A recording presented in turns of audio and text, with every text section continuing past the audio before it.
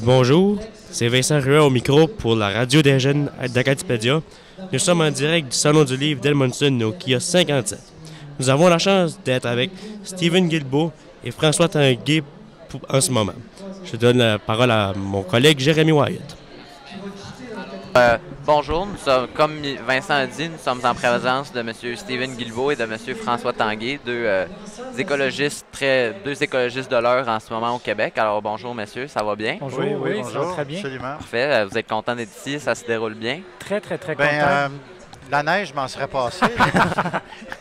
Non, mais ça serait pas une bonne chose. Ça serait comme une affaire que le changement climatique, finalement, il n'est pas si pire que ça, si on a encore de la neige au mois d'avril. I'm not so sure about that. En fait, selon la NASA, les 3 derniers mois de l'année à l'échelle de la planète ont été les 6e plus chauds jamais enregistrés. Oh boy. Donc, okay. il a fait plus froid en Amérique du Nord mais en général, et dans l'Est du pays. Là, mais à l'échelle de la planète, quand on regarde les moyennes de température, c'est la 6e plus chaude. Puis, il y a une différence entre le climat et la météo. Ouais. Il peut faire fret au Québec, mais on peut se revirer de bord puis se rendre compte qu'en Californie, par exemple, ils ont des problèmes d'eau. C'est la pire sécheresse qu'ils ont jamais connue. Puis la Californie, c'est là que viennent beaucoup de nos légumes, nos fruits et légumes l'hiver. Fait que hiver au Québec, s'il n'y a pas d'eau en Californie, c'est ça le changement climatique. Oui, c'est vrai que ça serait un gros problème. Donc, monsieur, c'est ça, vous êtes 2 écologistes de l'heure en ce moment au Québec. Vous venez de sortir un nouveau livre qui s'appelle Le prochain virage, c'est ça? C'est ça, oui. Pouvez-vous nous en parler un petit peu? C'est quoi exactement? Bien, le prochain virage, c'est... François et moi, ça fait des années qu'on s'implique en environnement. On a fait le tour de la planète, on a vu des initiatives, on a regardé ce que font des gouvernements, des communautés, des régions, des entreprises. Puis le prochain virage, c'est comment nous, on pense que les choses vont évoluer, comment notre société, elle est en train de se transformer et elle va se transformer de plus en plus au niveau de la production énergétique, comment on fait nos maisons, les systèmes de transport, comment on aménage nos villes, l'économie aussi, comment on peut penser et on peut avoir une économie qui est très différente de celle qu'on a aujourd'hui, qui est une économie basée sur la compétition, la consommation, alors que l'économie, ça peut être autrement. On parle beaucoup de l'économie coopérative, par exemple, dans le livre. Alors, le prochain virage, c'est un peu tout ça. C'est aussi basé sur le fait que le prochain virage, il est incontournable. C'est comme pas une option. Si on ne fait pas le virage, on est dans le champ, puis pas un peu.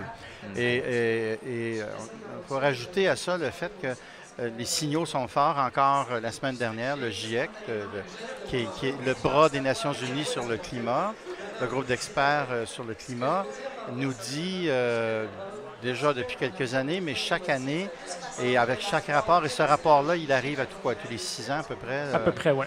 Et ça, le plus récent rapport nous dit, écoutez, c'est plus une question de savoir si le climat change. Maintenant, on s'adapte. Okay. On constate on est déjà entré dans l'ère des changements climatiques. Voici des exemples. Voici comment ça va affecter littéralement chaque continent, chaque région. Et voici ce que certains ont entrevu, sont obligés de faire. Puis si on ne le fait pas, mais voici les conséquences. Donc, on est en mode, là, on s'adapte parce que ça change. Donc, c'est pas une option. Ouais, on n'a pas le choix de s'adapter, sinon ça sera pas très bon pour toute la planète, dans le fond. C'est des changements majeurs à l'échelle planétaire. En fait, il faut commencer à s'adapter parce que, par exemple, on est obligé, même au Canada, dans l'Est, dans les maritimes, la Gaspésie, dans certaines régions du Nouveau-Brunswick, il faut refaire des routes parce que le niveau de la mer augmente, parce qu'il y a de plus en plus d'érosion côtière, parce que... alors, on est obligé de déplacer des maisons pour les mêmes raisons. Donc, même ici, on commence à subir les impacts des changements climatiques. Au Canada, on est en quelque part chanceux parce qu'on a des moyens techniques, parce qu'on a des ressources financières pour s'adapter, mais il y a des pays de la planète où là, l'adaptation, ça veut dire la disparition du pays, des petites îles dans le Pacifique, dans l'océan Indien, où là, on est obligé de commencer à déplacer des populations entières parce que ces pays-là vont disparaître, vont perdre 50, 60, 70, 80 de leur territoire. Et là, on crée des nouvelles catégories de réfugiés au niveau du droit international qui sont des réfugiés climatiques. Ils ne sont pas réfugiés parce qu'il y a une guerre dans leur pays parce qu'il y a une dictature, comme en Syrie. Ils sont réfugiés parce que leur pays devient invivable. Il disparaît presque de la carte. Oui, dans le cas des petits, ce qu'on appelle les Small Island States, les petits pays insulaires, il y a déjà certaines îles du Pacifique qu'on est en train de vider pour les aménager, soit sur d'autres îlots, mais la Nouvelle-Zélande est en train d'en reprendre carrément chez elle. C'est des anciennes colonies de la Nouvelle-Zélande. Et il y a le delta au Bangladesh, les deltas, les pays sont très bas au niveau de la mer. Ouais. Et maintenant, on est en train de perdre à l'érosion puis de perdre aux incidents qui viennent avec les marées de plus en plus dévastatrices de la terre, du sol. Pas mal plus que n'importe quelle guerre pourrait en perdre. Ouais, donc, on a semé beaucoup de... Par notre indifférence, par le fait qu'on a mis beaucoup de temps comme habitants de la planète à réagir, puis on ne réagit pas encore assez. On est en train littéralement de voir tout s'effondrer autour de nous, puis tout le monde se dit « Non, non, ça va, moi, ma cour est verte. » Et oui, mais pourquoi est-elle verte? Puis ça te donne à quoi, à toi comme citoyen, d'avoir une cour verte si tu ne te poses pas de questions sur ce que tu utilises qui te permet d'avoir une cour verte? Puis vous parlez qu'il y a des small island states qui pourraient perdre, vous avez dit, jusqu'à 80% de leur territoire. Ouais. Ces changements-là, au point où on en est, est-ce que c'est inévitable ou il y a encore moyen de faire un revirement de situation puis de sauver ces États-là ou il est trop tard pour ceux-là? Les petits États insulaires, c'est comme fait. Dans certains cas, il y en a qu'on ne pourra pas sauver. Okay. Alors, est-ce qu'il est trop tard pour s'attaquer au changement climatique pour éviter le pire? Non. Mais il faut en même temps accepter et réaliser qu'on va vivre dans les prochaines décennies avec des impacts de plus en plus importants. Donc, avant de se mettre à aller mieux, ça va se mettre à aller plus mal. C'est quoi tu racontais, Steven, sur la dernière réunion à Doha, à propos, maintenant, il y a une coche dans le... peut-être pas dans le protocole de Kyoto, mais dans la négociation, où maintenant, il y a des zones qu'on déclare comme perdues, irrécupérables. Tu sais, il y a un nom pour ça, mais maintenant, il y a des endroits où on a mis une croix dessus. OK. Déjà là, on a dit non, ça ne vaut pas la peine, on n'est pas capable de les sauver. On ne sera pas capable, on n'a pas les moyens techniques ou financiers pour aider les pays en voie de développement à s'adapter aux impacts des changements climatiques. Il faudrait 100 milliards de dollars par année. Oh boy.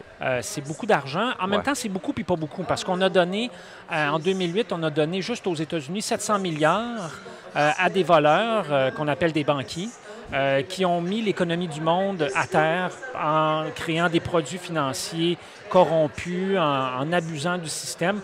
Bien, on a trouvé 700 milliards de dollars pour qu'ils puissent se payer des bonus à la fin de l'année. Alors, de l'argent au niveau mondial, il y en a. C'est une question de priorité, c'est une question de choisir. Bon, c'est sûr que l'économie ne va pas super bien, alors les pays ne sont pas très enclins à dire on va donner 100 milliards de dollars, mais c'est ce qu'il faudrait. Et c'est ce que les pays comme le Canada, les États-Unis se sont engagés à faire. Maintenant, ils ont dit qu'ils allaient le faire, mais là, ils mettent beaucoup de temps à le faire. On a trouvé là, à peu près 30 milliards jusqu'à maintenant. Et ça, c'était un versement, mais il faudrait 100 milliards de dollars par année. Par année, pendant X nombre d'années. Pendant les prochaines décennies. Au moins plusieurs. Puis pour te donner une idée, la guerre en Irak et en Afghanistan pour les Américains, c'était 300 millions de dollars par jour. C'était par jour, 300 millions par jour. Alors, 300 millions par jour. On en parle dans le livre. 10 milliards par mois, c'est 120 milliards par année. Fait que du cash, c'est pas un problème. C'est de le prioriser puis de le mettre là où il faudrait le mettre. Faire la guerre, on a toujours de l'argent. Quand Harper a décidé d'aller en Afghanistan, ça nous a coûté littéralement 100 milliards cette guerre-là sur 8 ou 10 ans. L'argent, on l'a trouvé.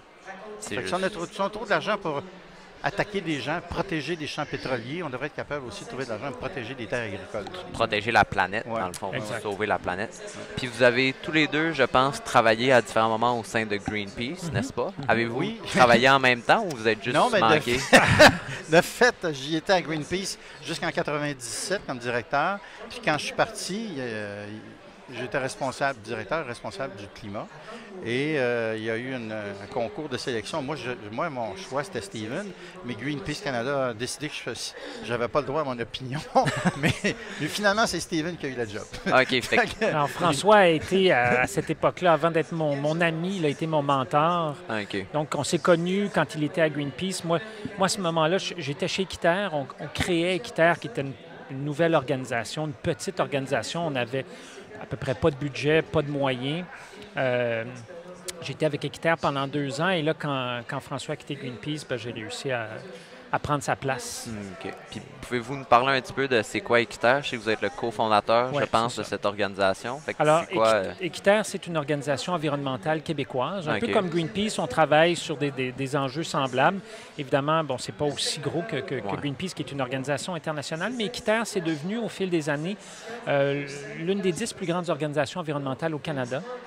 Alors, on a des bureaux à Montréal et à Québec. On travaille sur les questions d'agriculture durable, donc l'agriculture locale, l'agriculture biologique. On travaille beaucoup sur le commerce équitable aussi. Depuis, ça fait 20 ans qu'on travaille là-dessus. Et beaucoup sur la question des changements climatiques, à travers des dossiers comme l'énergie renouvelable, le transport, l'électrification des transports, les projets les sables bitumineux, les projets de pipeline. Alors, j'étais à Edmundston au mois d'octobre dernier pour une conférence sur le projet de Énergie-Est, le projet de pipeline. Et Équiterre a maintenant 125 000 supporters, surtout au Québec, mais un peu autour du Québec. Donc, on en a un peu en Ontario, au Nouveau-Brunswick. On travaille au Québec, au Canada, puis un petit peu à l'échelle internationale. OK. Puis est-ce que, M. Tanguay, est-ce que vous travaillez ensemble pour Équiterre ou ça, c'est plus M. Guilbeault? Steven est salarié. Oui. Il travaille à Équiterre, c'est sa job à temps plein. Moi, je ne travaille... Je suis pigiste. Je suis la plus petite ONG au monde d'une personne. Donc, je travaille, moi, plutôt comme consultant. Quand j'ai quitté Greenpeace en 97, j'ai été juge pendant 10 ans, juge à la Régie de l'énergie au Québec, qui est un tribunal administratif qui réglemente l'électricité et le gaz. Ça fait 10 ans là. Et depuis, je fais par bout de contrat ça va vous faire sourire. Je viens de passer 30 mois jusqu'en janvier comme expert sur le comité du gouvernement québécois sur les gaz de schiste. J'étais un des experts sur ce comité-là. Et donc, ça, c'est une chose que j'ai fait. Et donc, je continue à travailler dans ce domaine-là. Puis, bon, ça fait 1 an et demi qu'on travaille sur le livre aussi, là, à travers le reste. Et puis, mais moi, je n'ai pas et je ne veux pas de job à temps plein. Et j'en cherche pas. OK, c'est bon, ça.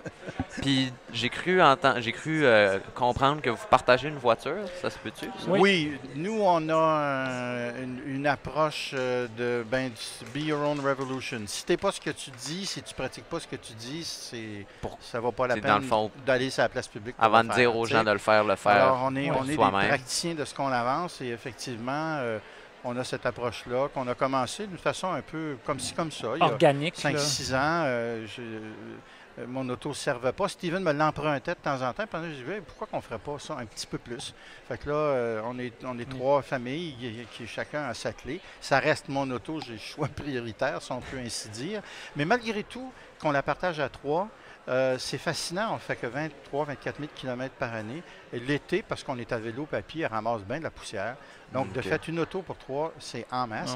Puis, il y a des fois que c'est pas possible. Mais Steven loue, où il prend le train, ou enfin, ça dépend. Comme ils ont 4 enfants, mon auto est devenue petite à la longue. Fait que, oh boy, oui. Mais c'est ça. On continue de faire ça, puis on paye ensemble les frais d'utilisation. Payer l'assurance, l'essence. C'est ça. Puis, les réparations, les pneus, les machins comme ça. Mais ce que ça prouve, en fait, et c'est toute cette idée-là dans notre société qu'il faut absolument posséder tout.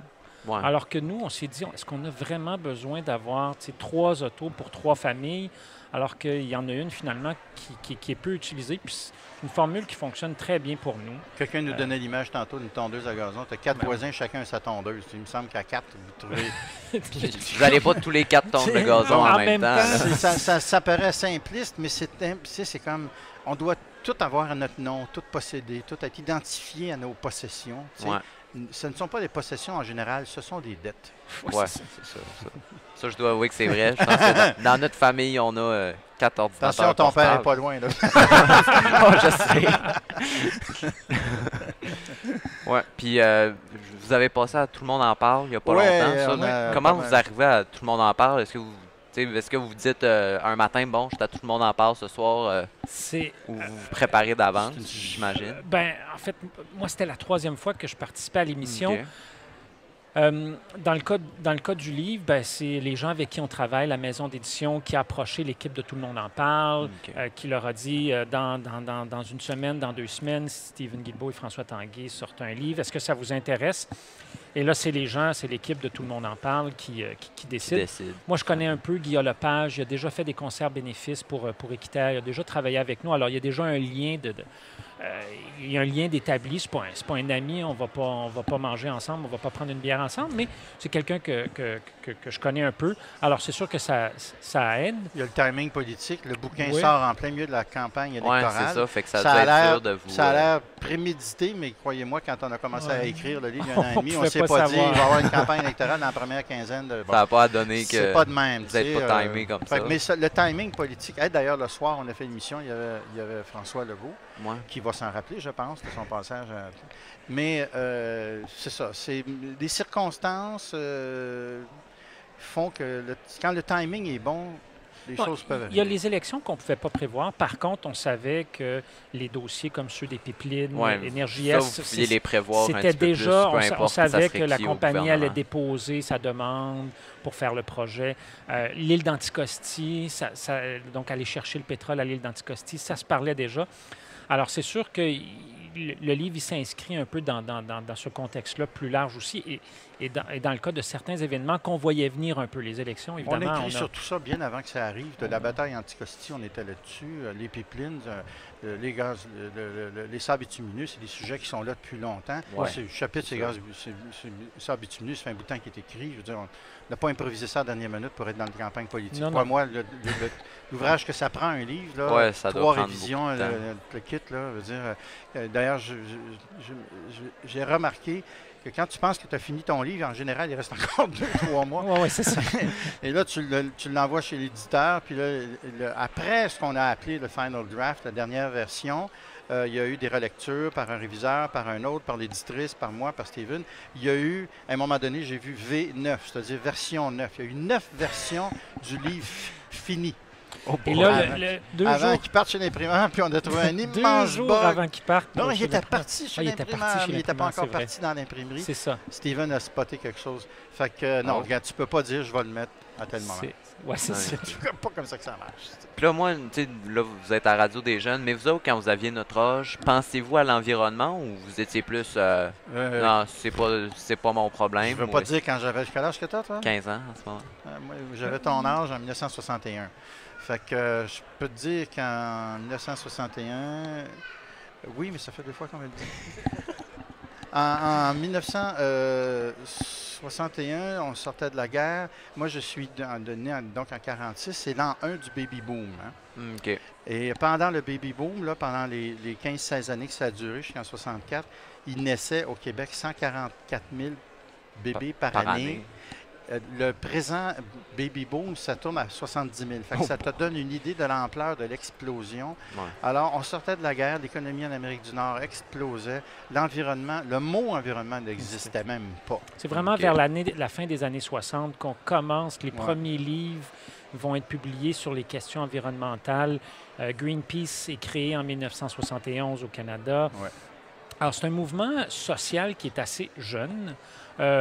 Moi, quand j'étais jeune, bon, il y a une génération qui nous sépare, à toute fin pratique, François et moi. Ouais.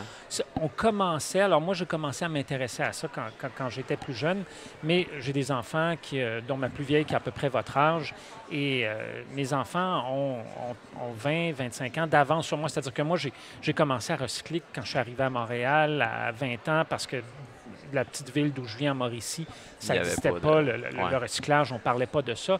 Alors que mes enfants vont grandir avec le recyclage, le compostage, la question des changements climatiques.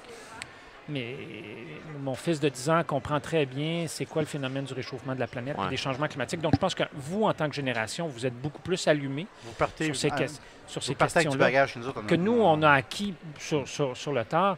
Et une chance pour vous parce que si nos générations, celle de François, la mienne, ne font pas leur travail, ça va être à vous de le faire. Alors nous, on travaille très, très fort pour vous en laisser le moins possible à faire, mais peut-être qu'on ne réussira pas. Je souhaite qu'on réussisse, mais si on ne réussit pas, ça va être à vous de relever ces défis-là. Et une chance, vous êtes mieux préparé qu'on l'était. D'ailleurs, quand j'étais à Greenpeace, je disais souvent dans mes conférences, je travaille à me rendre inutile.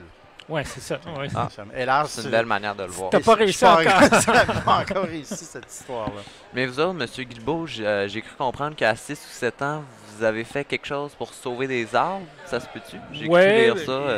Moi, donc, je viens d'une petite ville en Mauricie qui s'appelle Latuc, qui est un peu dans le milieu de nulle part, qui est entourée de forêts, de lacs, de montagnes.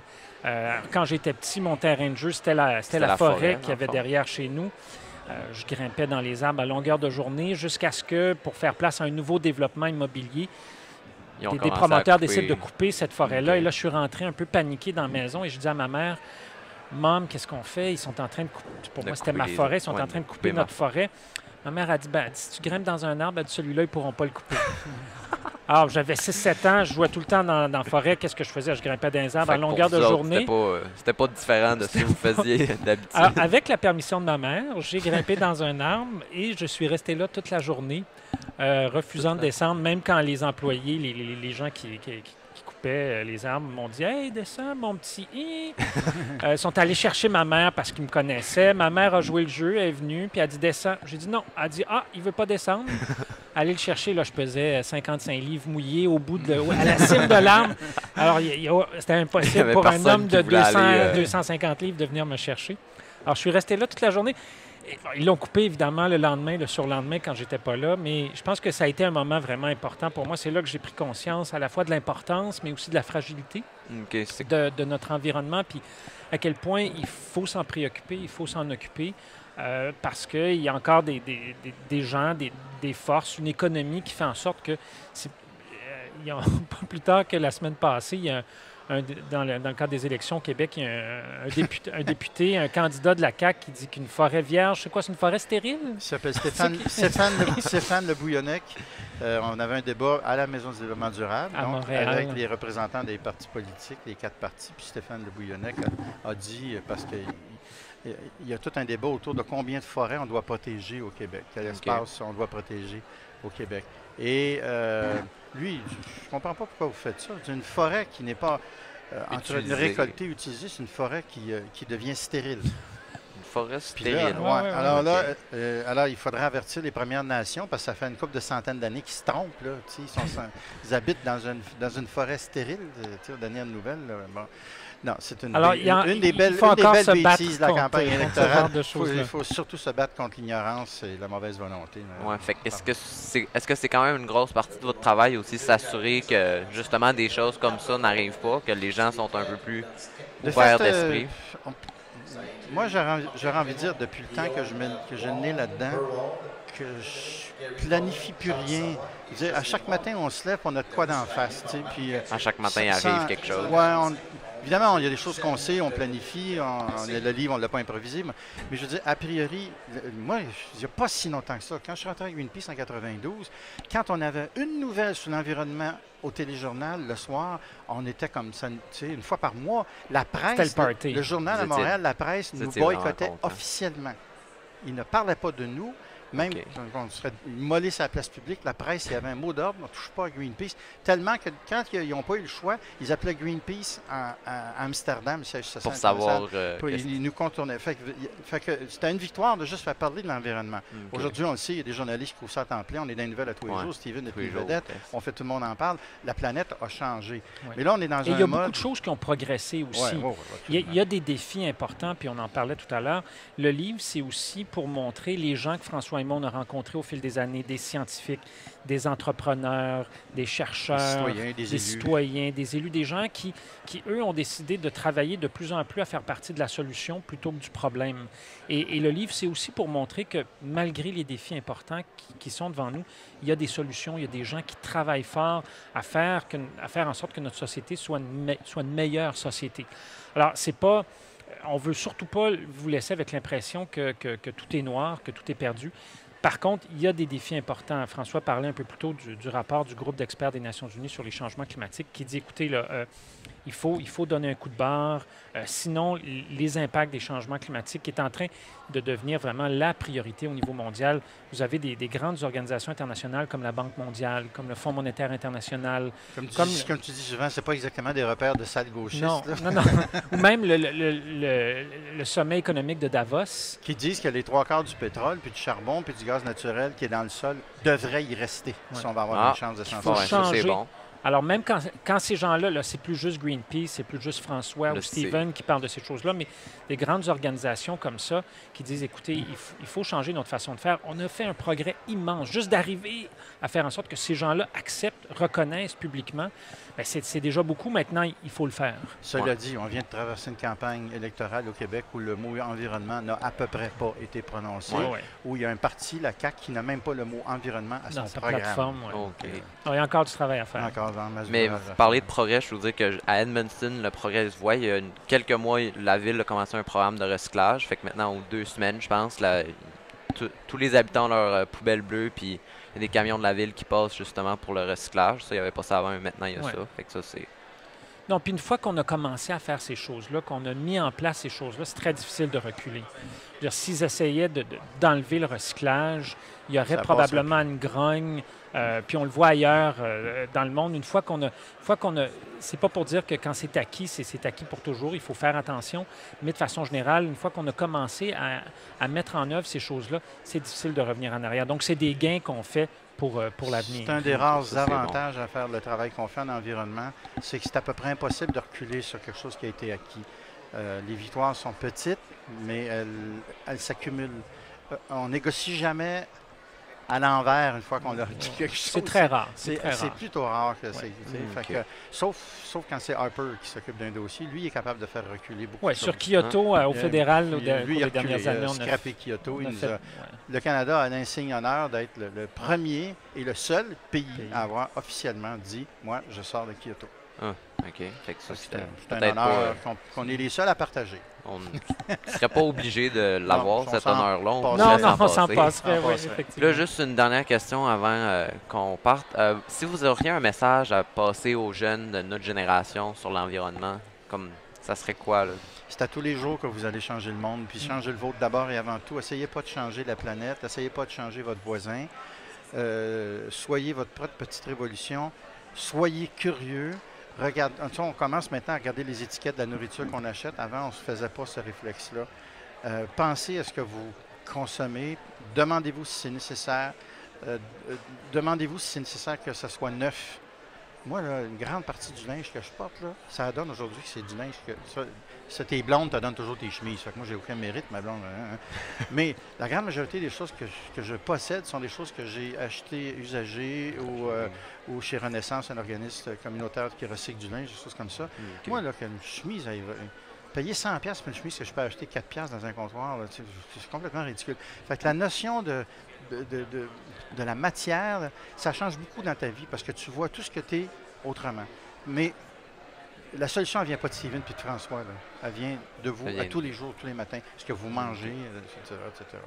Puis vous autres, M. Guilbeault, si vous auriez un peu la même chose. Tout à fait d'accord avec ce que François vient de dire. J'ajouterais peut-être que ça peut paraître parfois très gros, ces questions-là de l'environnement. Ça peut paraître très, très lourd. Mais je pense que regardez autour de vous, il y a plein de gens qui travaillent très fort pour faire en sorte que la planète dont vous allez hériter soit le plus en santé possible.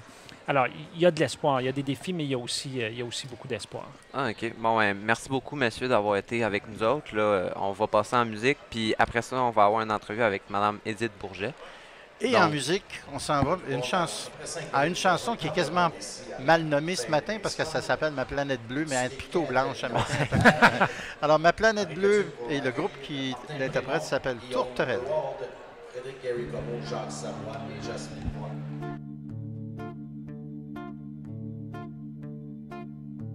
De mon ballon qui vole si haut, ma planète, je vois voguer des petits bateaux, ma planète, et des dauphins qui jouent en mer, en mer. Je regarde le monde passer, ma planète, sans dire un mot, juste regarder, ma planète qui s'appelle la Terre, la Terre.